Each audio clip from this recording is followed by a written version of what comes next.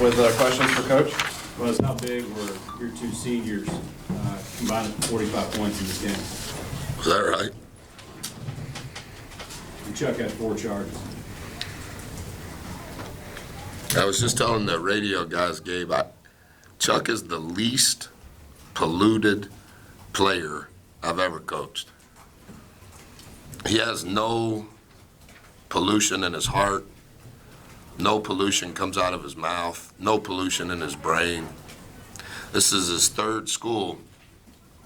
He's been in college 10 semesters, and he's had 4 different coaching staffs. And that was his 29th charge in 30 games in a style of play defensively that was foreign to everyone. But to have an official call 29 charges, that means you're in the mix and there's no confusion. Because how many of the fouls did he take throughout the 30-game season that he was trying to take a charge that was called as a block? I mean, to get to 29, Jay Crowder's the only player in my career. He's taken 29 regular season charges, and that's what Chuck's been chasing after. And I think that you can't argue with the God-given talent that Nebo has, but I think the transformation in his mentality, something that is very rare. He's in his 10th semester of college, playing for his 3rd coaching staff, and I know he's always been gifted, but I don't know that he's ever been accountable for having to be relied upon in the manner we have had to rely upon him on both ends of the floor. And he has, he had a turnover down the stretch, kind of over here on our side of the bench, lane line. And he turns it over, and there goes Arkansas towards their rim, and he's saying to me in transition defense, "Coach, my bad." He has grown and transformed relative to his accountability and understanding how important he is on both ends of the floor. For sure, we're not good enough to talk about a single person in any perspective. But those 2 categories of things relative to Chuck and Nebo have played a huge role in the evolution of what's happened over the last 100 days here. I know it's worked in several other games previously, but how important was shifting to that 3/4 press to kind of get them to play a little more frantically? I would say I would have to look at it now, but entering today, they're going to play 130 to 140 minutes with 5 guards. 5 guards that are interchangeable, 5 guards that can pass, dribble, and shoot, 5 guards that force you into rotation.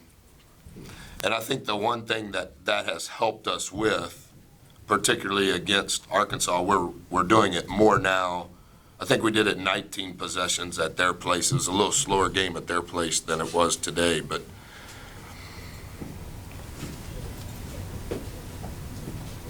I think it has helped us, even though it changes the matchups, I think it has helped us eliminate a portion of the opponent's playbook. Because if we're doing right, so to say, they're going to get the ball back to initiate offense, hopefully at 17 to 19 seconds. And so now the zone pressure has done a really good job of helping us, because we don't have a chance to win. They shot 54 free throws on Wednesday. If they shoot 54 free throws, they're going to win. Any team is, I would say. Well, that you're going to foul. Teams are going to foul in the charge circle. So we've got to do everything possible to keep the ball out of the charge circle. So as much as it's a 3/4 press, it's all kind of a front to buy us seconds, so that late in a possession, hopefully we're forcing you to shoot a three instead of being in rotation at the rim and fouling. You said that your team had to learn how to close out games. I think you used LSU as an example, that first game that y'all played against them. How have you seen your team, especially with today and leading that entire second half, how have you seen them being able to transform that, and have they learned how to do that? Well, I think we were up 6 against LSU with 2 minutes and 16 seconds, our ball. They're pressing. And I think I may have mentioned it, you may have been there. That was completely my fault because we had spent an inordinate amount of time in practice, even in games, of what is it that we can do in hopes that we're in a game. But we had not practiced, if we're in a game, this is how you finish the game. We hadn't done that. And I'm not justifying that on me, I'm blaming me on that. We hadn't played no games. You know what I mean? And I would say since that point, we've practiced it more, not because I'm trying to be a great coach, but the other part of it is we've practiced it more. And what was LSU, game number 3 or game number 4? It was game number 4 of SEC play? Yeah, it was early on. Well, it was Arkansas, first Saturday in January, come home and play Ole Miss, down 10, win by 10. Then we play at Vanderbilt, and then we come home and play LSU, right? So it was game 4. So over the next 14 games, other than both games against South Carolina, we've had multiple game reps of how can we be in a position for it to be a game, and how can we be in position to close down the game. Buzz, I know there's still a whole half to go, but what do you think that sequence in the last minute of the first half where I think Emmanuel got a diving save to get a defensive rebound, and that led to a Wendell layup, and then you came back and got the turnover, and then Josh closed the half with that dunk. What do you think that just that sequence did, or did it? I thought it was as lively as Reed Arena had been in my tenure here. Incredible, intangible effort plays in that sequence that you mentioned. A first to the floor, an unclean rebound, never assuming that we had possession or they had possession. I think we had 11 turnovers in the first half. And there was a stretch there where I think we had 9 turnovers and 10 field goal attempts and 0 offensive rebounds. And all of those numbers at that moment are really bad numbers for us relative to how we have a chance for it to be a game. And I thought over the last 6.5 minutes or so, I thought we played harder, and then that sequence that you're talking about was further evidence that we have to play like that in order to have a chance to win. So it was good to go into the locker room with that as the end. Most SEC wins since Alex Caruso and Daniel House were playing here. Would you have envisioned that on December 8th? No, I know it sounds like I'm dodging the question, and I know we've talked about it before, Brent. I just, partly because I'm immature, partly because I don't have enough wisdom to think that far in advance. I just think when you're in the middle of this, it's difficult to forecast anything. And I think so much energy is required and so much emotion is required to have a chance to win a game, that when you give energy or emotion to, well, if this happens and then that happens, and if we can do this and if they can do that, then this is going to work out. Like, I don't know that that's the appropriate way to help teenagers, and I don't know that it's the right way to think, operate, work. So in truth, I've never thought of it in that way.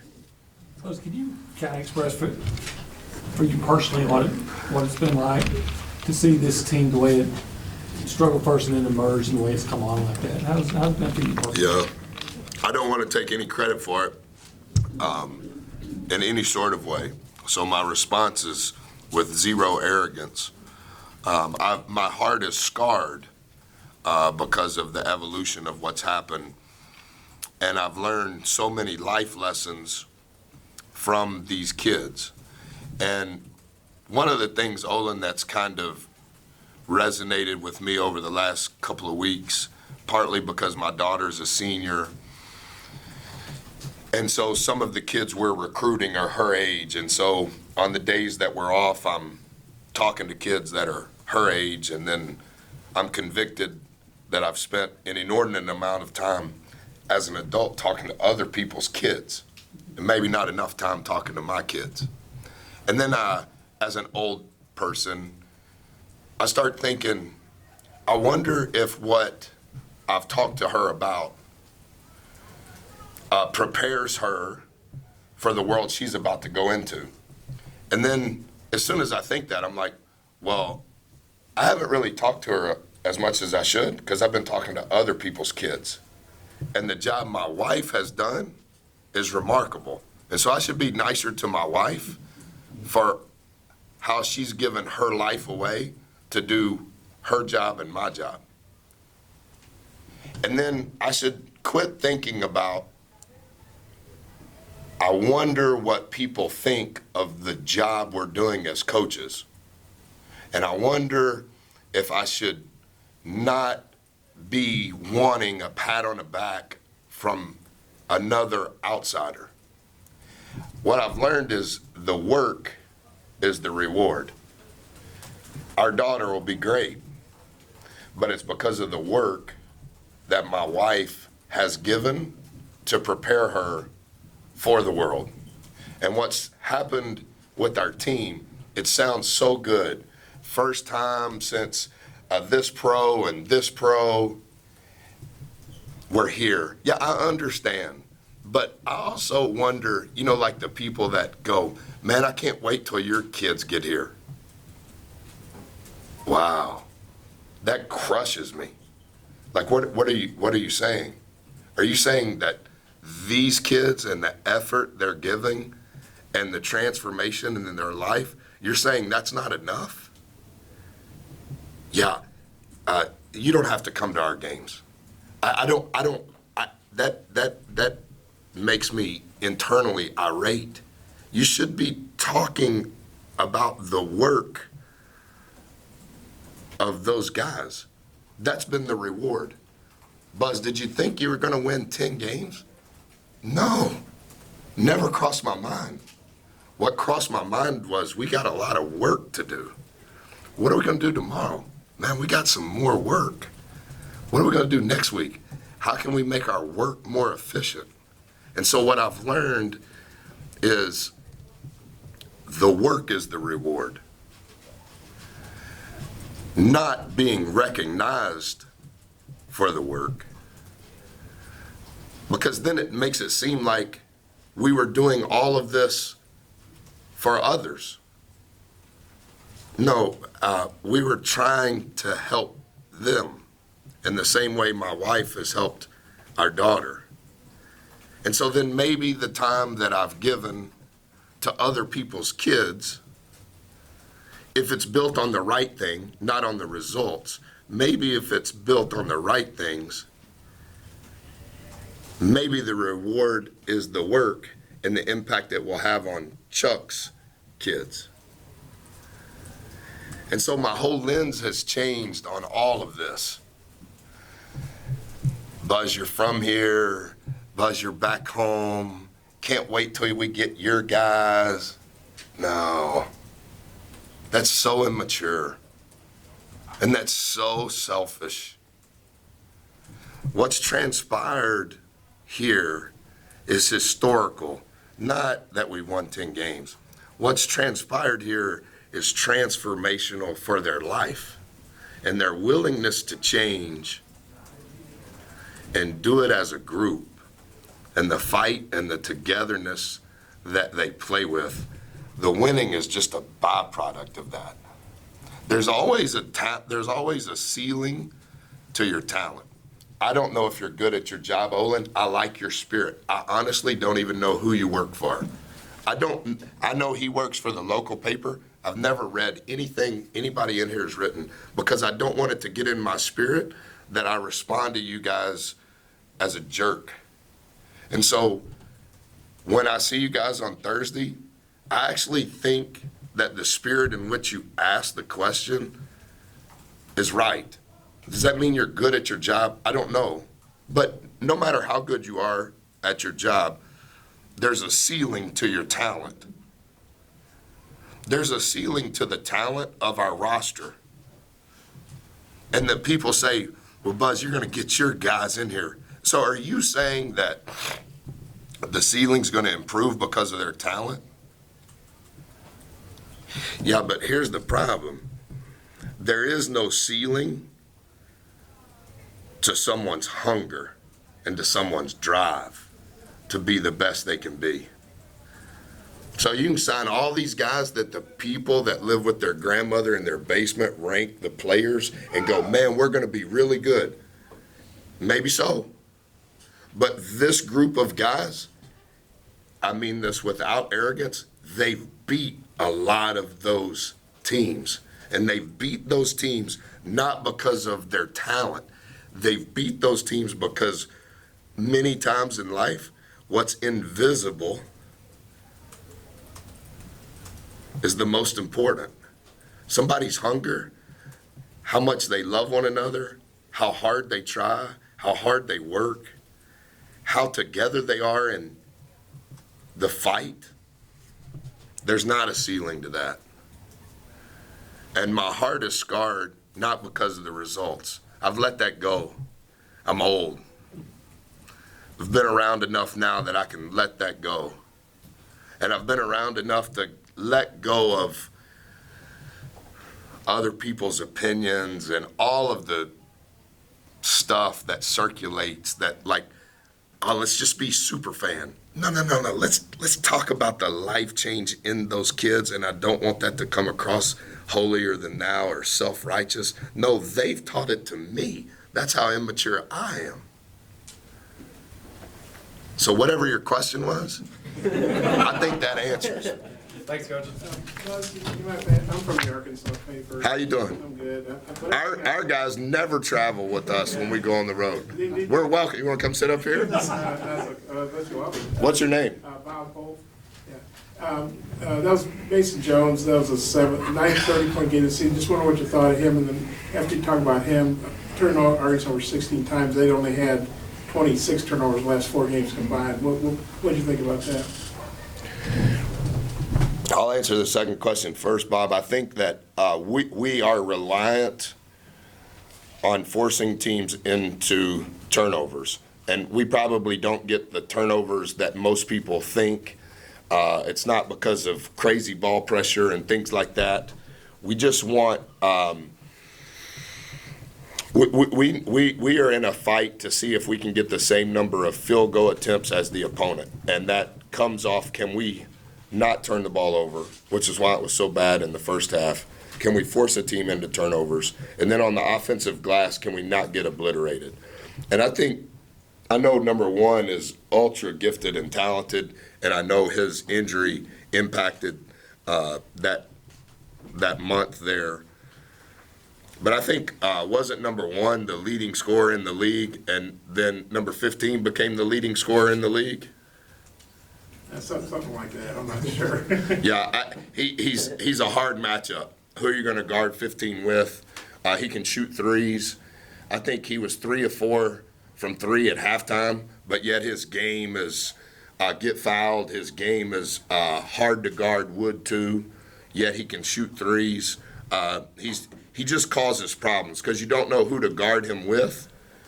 And then as you change your matchups, Coach does a phenomenal job of putting him in different positions where who you chose to guard him with, 15 is going to take advantage of. A really tough guard. Really, really tough guard. Thanks, Coach. Thank you, Coach.